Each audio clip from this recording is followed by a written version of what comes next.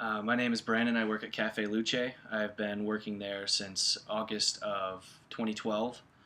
I moved to Tucson in June, 2 months earlier, and I kind of messed around for a little bit when I moved here, trying to get used to the town. And I found Luce, and I'd worked in coffee for 4 or 5 years beforehand, and I wanted to work in it again. So I applied and had my interview, and the interview was really funny. It was our old manager Sean and one of our other managers and Mike, and I was a half an hour late because I couldn't find a parking spot anywhere downtown or by University.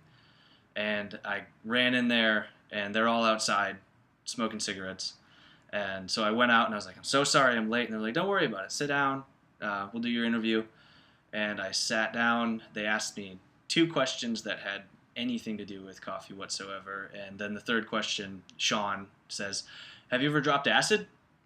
And he says, "It doesn't matter what your answer is. I just want to see how you respond to it." And so I answered his question, and he was like, "Okay, cool. So when can you work?"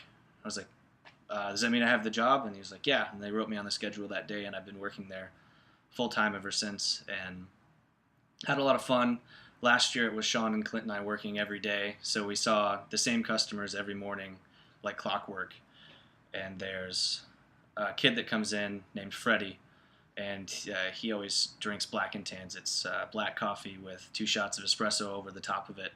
And one day we decided to mess with him, and we didn't tell him, and we put 8 shots of espresso in his black and tan, which is a lot of caffeine.